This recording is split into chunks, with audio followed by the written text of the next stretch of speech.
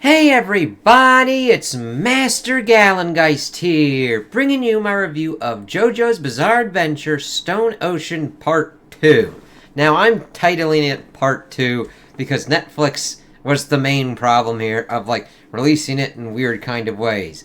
Now, I went back to finish this up because we've got Steel Ball Run doing its stuff, but of course Netflix has decided to go completely... Not completely. I don't know exactly the mechanisms, but it's like, listen, if you're going to do weekly, do weekly. If you're going to do all at once, do all at once. If you're going to do kind of batches, have at least an idea of what's kind of going on with it. That was the kind of problem with this one, so I'm just lumping all together what was kind of going on with this, because I still enjoyed it. I liked seeing Jolene and Aramis and Foo Fighter, FF, trying to kind of continue going on with Poochie and what kind of went on with it. I liked the introduction of Dio's kind of sons towards the end of it, though you don't have Giorno in there. It's like, alright. Because it's like, okay, Dio would go and fuck around because that would be his thing. It's like, okay, interesting kind of concept, but most of them really aren't even on Giorno's level, but it's mainly because they're, I guess, the more Dio kind of one, whereas Giorno is more on the Jonathan Joestar kind of one, so that's why he's kind of like, yeah, I'm a little bit better kind of shit. So the main kind of, first section pretty much deals with Jolene attempting to get her father's disc out, but learning about this whole thing of Dio's bone. We get Aramis getting revenge for her sister, and that's pretty fucked up, as she pretty much does kill him, but utilizing his stand power, he's still kind of alive, doing, like, zombie corpse kind of shit. That was an intense kind of fight with her, and Jolene kind of dealing with that, but getting kind of screwed over in the process. Before we see that Jolene attempts to hunt Dio's bone, and it pretty much is kind of went on its own because Sports Maximus attempted to utilize his stand power to kind of bring it back, but it kind of flew off and did its own kind of thing, and Poochie's like, what the fuck's kind of going on with this thing? Alright, fine, fuck, let it do its own thing, we'll see how this fucking goes. It goes into kind of like this detention center kind of place, where you've got your kind of solitary, and Jolene is pretty much trying to fight these people and get the bone. We see that FF decides to enlist the help of Anastasia? Is what it was said in the dub, but it looks like Anasui or whatnot when it's done in another kind of way. Weather Report is still out of commission, so FF and Anastasia are pretty much there to kind of help out. And his driver dive?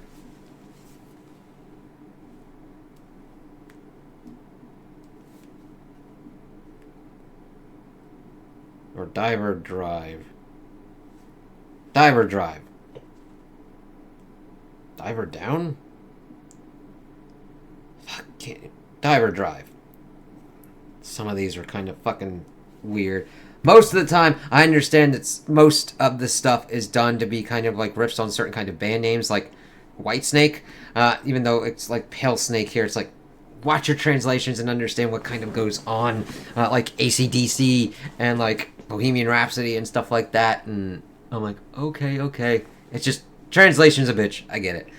But he is able to kind of like phase in and do some weird kind of stuff. We see it as he's like taking on these prison guards because he's decided to help out FF, but under the condition that she would bless and help him marry Jolene. It's like, alright, cool.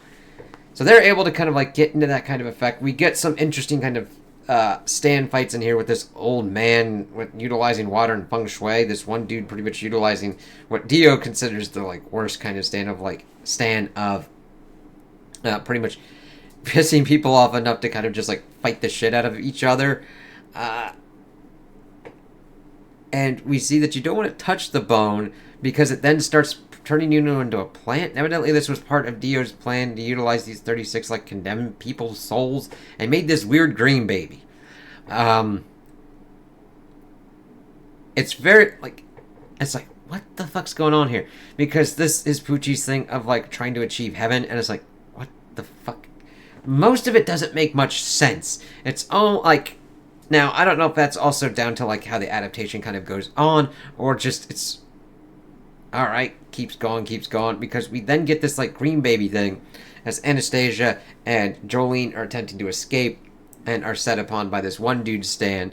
That was pretty kind of crazy, as like his drool was like acidic and they're kind of getting holes and shit in themselves. But then the baby's alive and hatches and gets out of its thing and is kind of going away. But the thing is, it starts shrinking people as it gets closer to it, so it's kind of a gravity kind of one, as we see later on, which its evolution bit works out well. And the concept I like for the green baby Stan fuckery doodah thing was an introduction of potential evolutions of Stans of gaining of abilities. We saw that mainly with JoJo's Star Platinum getting the world and being able to stop time and everything. This is on a similar kind of level. However, it's mainly the stuff around it, execution-wise. It's like, what the fuck? Because they try to escape, but Father Pucci pops up, and FF pretty much sacrifices herself to save Anastasia. We thought Weather Report was part of what was kind of going on, but Father Pucci was able to like make himself look like Weather Report and being able to pretty much get FF and Anastasia into compromised positions of pretty much killing them. However, he's able to escape with the baby, and then when we saw the baby was kind of interested in Jolene's star tattoo, a star birthmark, but it's like, all right. And then we see later Father Pucci's got similar markings. I don't know if he ate the baby, fused with the baby, and it's like, what happened there? It happened off screen or whatnot, or in some other kind of way. So I don't know if in the manga there was more kind of details or information kind of going on with it. So enlighten me if that's the case. But what's here is just like, all right, as Father Pucci's pretty much leaving the prison, and we get that Aramis is done with her revenge. Anastasia and Weather Report are still kind of fucked up. So Jolene is attempting to figure out how to get out. However, she gets beset upon by the kind of final obstacle as this one prison guard, Mew Mew, has her stand jailbreak, which pretty much takes it down that Jolene can only remember 3 things at once, and anything that she tries to remember after that erases one of the other ones. That was a pretty interesting scenario of her and Emporio attempting to figure this out and change it up, and how they were able to get past her was pretty well enough, as they pretty much changed. Let me see. Oh, give me episodes.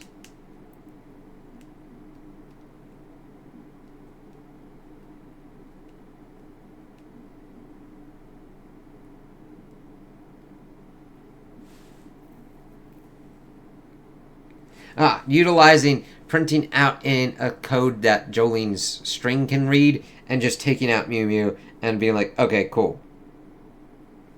And the funny thing is that he, Father Pucci, no, what did you fucking do? Had to get... I love when I hit back too far and I get screwed. The funny thing is, Father Pucci has to get to Cape Canaveral, Florida, to do this. It's like, alright. Eventually, our characters are able to escape and get out. They are then beset upon by the 3 sons of Dio that he has been able to apprehend. We see Anastasia and Weather Report fucking around and dealing with this dude that, like, makes fantasies, like, fictional characters into reality. That was kind of crazy. Before we then start pretty much defeating that dude, defeating the one dude who's able to do these, like, Skyrod fucking things. But they weren't really much of a threat. They were interesting kind of ones to see how our main characters would get out of them. But they were kind of weak. And mainly we then had to have Pucci amped up towards the end, as his stand is turning in from Pale Snake into Sea Moon, and then eventually into Made in Heaven. Even though in certain kind of thing, like, I don't know if it's Made in Heaven or Maiden. Like, a maiden. Made in Heaven. It's like, let me see. The biggest kind of bit we get is the understanding of Weather Report's whole history. That he is the twin brother of Pucci, and that when they were born, they were separated at birth because this one woman had her baby, and the baby died. And then she got the thing, and says, oh, twins, and then replaced it with the dead baby, and pretty much raised Weather Report. And the thing is, Father Pucci pretty much removed his memories. He was pretty much going on to his half-sister? No, his full sister. But they didn't know that they were related. Pucci's like, fuck. He learned about it from his sister's like, I gotta get them separated somehow.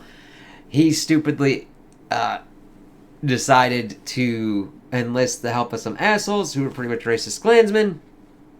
Went after Weather and went after her, and they pretty much beat him and hung him.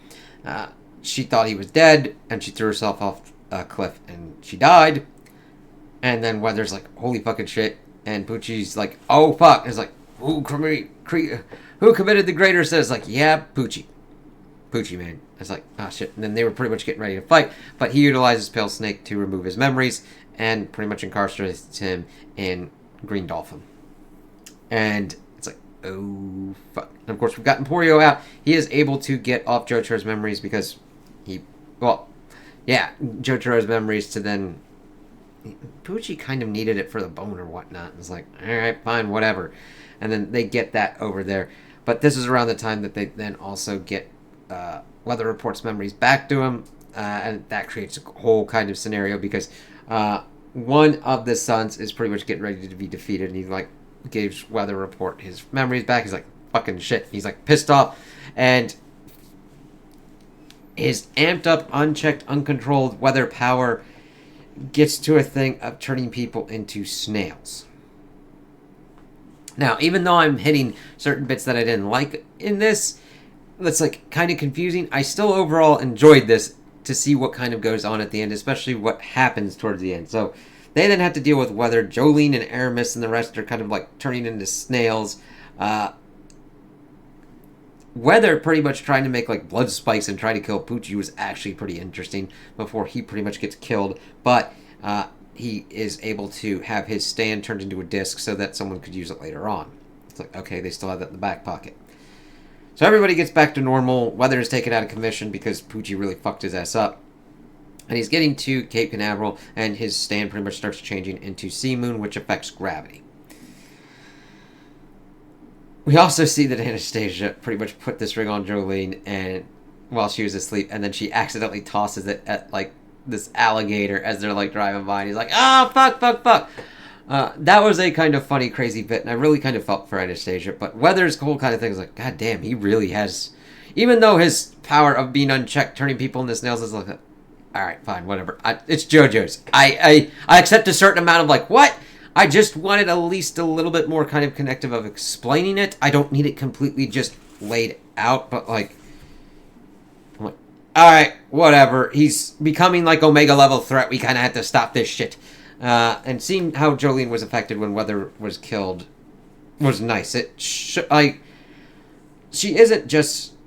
I see how people were just like, oh, she's just a female version of Jotaro. It's like, yeah, but we see that she's gotten into a position where she can better express her feelings, and that's kind of the biggest kind of bit because she's hasn't had a healthy outlet for expressing herself.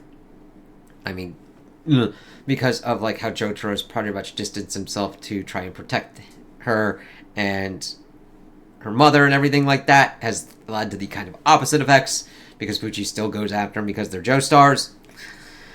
But I kind of liked her and her relationships with what's kind of going on with the characters around, and especially where we end off with this series. So, we see that they get to Cape Canaveral. Aramis pretty much gets put out of commission because gravity has decided, hey, we're moving sideways, bitch, as Poochie really doesn't have as much control as he would like. And then we see them pretty much fighting and seeing how they would need to defeat Sea Moon. Emporio has already gotten off the disc at this point, and of course Jotaro pops up at the last kind of second to help out, because it is a kind of crazy way of having to try and deal with someone that can like deal with gravity. Even Poochie's trying to talk to a stand and be like, listen, you don't have to hit certain kind of things on what you're doing. You can actually just do what you need to and like invert things. And then we see him inverting Jolene's heart and how she kind of deals with that by making a Mobius strip and actually doing with her injuries. It's like, oh shit, before we see the Aramis and Jotaro pop back up, utilizing like spears and shit and her stand's ability to get there and his ability of course, the world to kind of try and deal with Father Poochie. However, he can move during that as well. Not to the extent that Jotaro can, but he's able, you know what? I don't have to wait for the fucking new moon and shit like that, and pretty much puts himself at a certain bit and levels up his stand to Made in Heaven, where he's just moving time now. That at least is a pretty accurate kind of thing. If you're going with gravity and then moving of objects, he could then manipulate time on that kind of realm. But the thing is, it goes fuckballs ass crazy, where we see people getting injured, dying, things like, we see time going at such an accelerated rate that's like, what the fuck's kind of going on? And everybody trying to deal with this. Jotaro, pretty much the main kind of heavy hitter that you would have at this point, but they can't really stop him. So Jolene pretty much utilizes Emporio as her last kind of effort, as everything gets pretty much done to the great, like, the universe pretty much ending and then coming back, and we see that, according to Pucci, anyone that any living creature that was there at the end of that universe would then be reincarnated here. But since the gang was killed by Pucci, everybody's kind of changed up. We see a different kind of Jotaro and a different kind of Jolene, as Emporio is back at Green Dolphin Prison. And it's just like, holy fucking shit, Emporio is scared as fuck, and it's like, what the fuck's kind of going on here? What's going to happen? Now, I actually really liked how this worked out. Normally, I would really want a Joestar pretty much to finish the kind of fight and everything, but this was kind of a group effort, and how this story was structured out, Emporio and Weather Report were the most wronged by Pucci. So, as he pretty much runs into his room, and Pucci's like, I will now have final victory kind of thing, we see that Emporio utilizes Weather Report and kills his ass before they can get to the point of him doing this all over again with everybody dead. So what happens is Pucci's screwed up, dead. We get a new kind of universe, and it kind of works out because Pucci's done, and that whole bit doesn't happen. But we see that instead, we've got different kind of names for the characters, with like Irene instead of Jolene, and he's outside of the prison. We see that everybody's reincarnated except FF, because if Pucci's not around, FF doesn't come into existence, because FF was the Planktons and stuff like that, which kind of sucks. But it still gives weight and still gives stakes to what happened. And the thing is, yeah, you're like, they got back, they're back and everything. It's like, yes, but no. And you're like, but wait a minute, you're saying that anybody that was dead would not have been...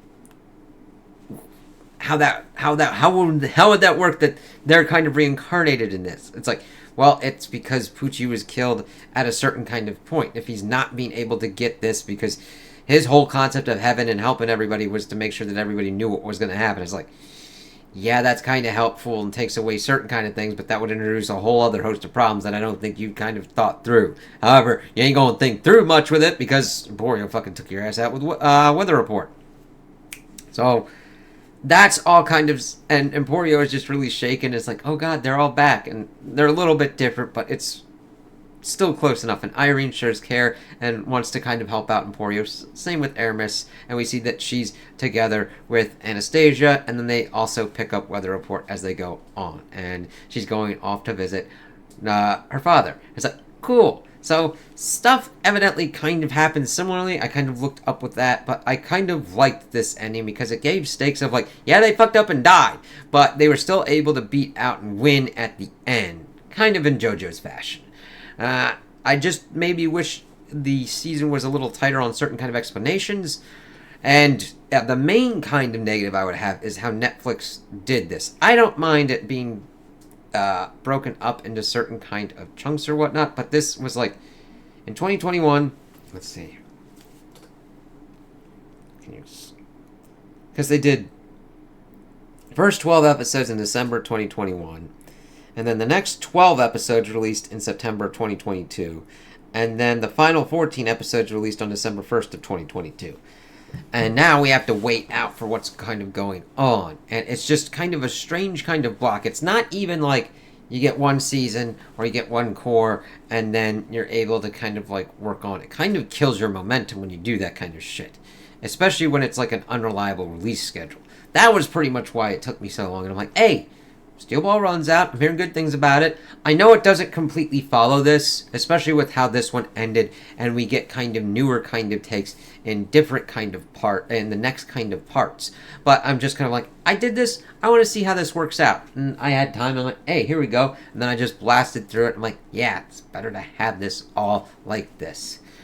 But yeah, I enjoyed seeing what was kind of going on, even though the whole Poochie Dio plan was kind of like, what the fuck? And then the Sons of Dio were pretty much... I wish there was more done with them, because to me, I know that they needed kind of obstacles to kind of lengthen out kind of to maybe like protect Father Poochie before he got to like the whole Heaven's Door kind of bit. Well, not Heaven's Door. Sorry, I'm fusing certain things. Made in Heaven. But it really kind of made them kind of more chumpish and kind of diluted a little bit of Dio's legacy. I mean, Dio's kind of like this great overarching villain. I mean, he's like one of the best villains for the series.